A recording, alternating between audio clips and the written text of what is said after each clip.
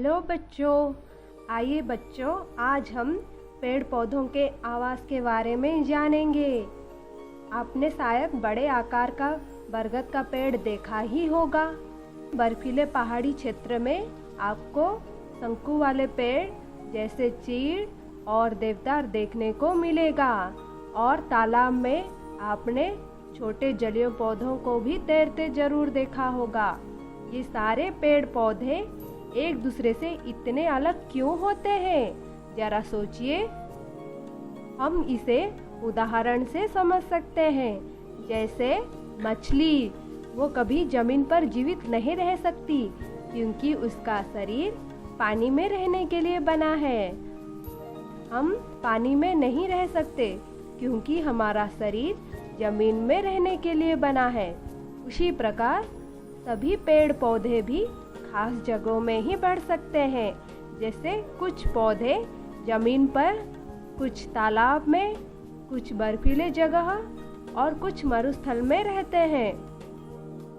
यदि आप एक आम की गुठली को तालाब में फेंक देंगे तो क्या ये पेड़ बन जाएगा? नहीं, आम का पेड़ तालाब में नहीं बढ़ेगा। आम का पेड़ स्थल या जमीन में ही बढ़ सकता है।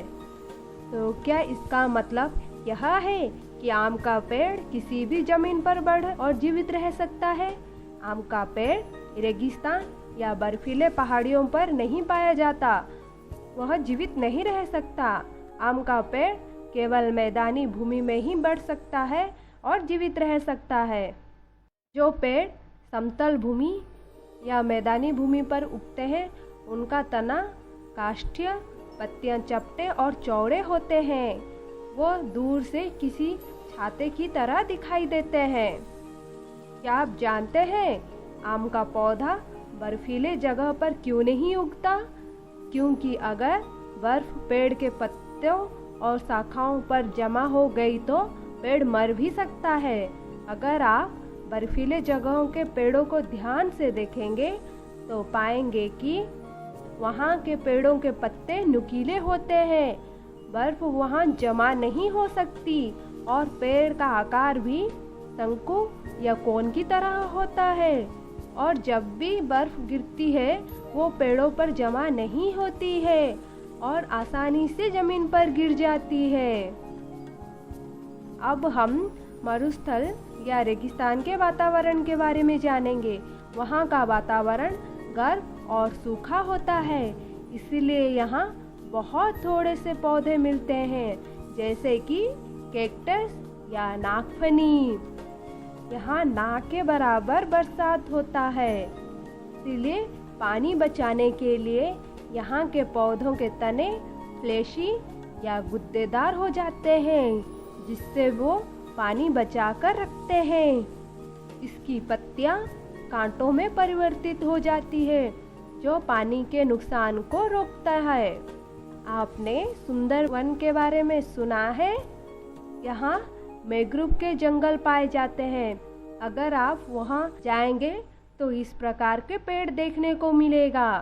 क्या आप जानते हैं बच्चों, जमीन के ऊपर ये छोटे छोटे तने जैसे दिखने वाले वास्तव में जड़ है। ऐसा इसीलिए होता है क्योंकि दलदलीय भूमि की मिट्टी बहुत चिकनी होती है। यहाँ बहुत ज़्यादा मात्रा में पानी होता है और मिट्टी में बहुत कम ऑक्सीजन होता है। इसीलिए छोटे छोटे जड़ें जमीन से बाहर आकर सांस लेते हैं। इन्हें हम न्यूमेटोफोरस कहते हैं। यह कमल का पौधा है। हम जानते हैं कि यह तालाब और झीलों में उगता है। इसी तरह कई और पौधे भी पानी में उगते हैं, उन्हें हम जलीय पौधे कहते हैं। कमल और अन्य जलीय पौधों के जड़ तालाब के नीचे मिट्टी में जमे होते हैं और उनके बड़ी बड़ी पत्तियां ऊपर पानी में तैरती रहती हैं और इनके तने बहुत लचीले होते हैं ताकि पानी के तेज बहाव में ये टूटे नहीं। लेकिन कुछ पौधे जल में मुक्त रूप से तैरते रहते हैं क्योंकि उनकी जड़ें जमीन में स्थिर नहीं होती। इनका तना हवा से भरा होता है, जिसके कारण ये बहुत हल्की हो जाती हैं और जल में तैरती रहती हैं। इन्हें हम फ्लोटिंग प्लांट्स या उत्प्लावी पौधे कहते हैं। कुछ पौधे तो पूरी तरह से पानी में डूबे हुए होते हैं, उन्हें हम सबमर्ज या जलमग्न पौधे कहते हैं। इनकी पत्तियां संकरी और लचीली होती हैं। ये पानी में ऑक्सीजन देते हैं, जो कि जलीय जीवों द्वारा सांस लेने में उपयोग किया जाता है। तो हमने जाना कि प्राकृतिक वातावरण जहाँ पौधा रहता है उसे आवास कहते हैं। पानी में पाए जाने वाले पौधों को जलीय पौधे कहते हैं। ये 3 प्रकार के होते हैं: तैरने वाले या उत्प्लावी या फ्लोटिंग प्लांट्स, स्थिर पौधे या फिक्स्ड प्लांट्स, और जलमग्न या सबमर्ज्ड पौधे। पौधे जो जमीन में उगते हैं उन्हें स्थलीय पौधे या टेरेस्ट्रियल प्लांट्स कहते हैं। कुछ वृक्ष जैसे ओक, सहतूत, मेपल इत्यादि सर्दी के आने से पहले ही अपनी पत्तियां गिरा देती हैं, जिससे कि वो ठंड से अपना बचाव कर सके। इस प्रकार के वृक्षों को पर्णपाती वृक्ष या डेसिडियस ट्रीज कहते हैं। लेकिन हम देखते हैं कि कुछ वृक्ष इनकी पत्तियां साल भर रहती है, जैसे आम, चीड़ या पाइन इत्यादि।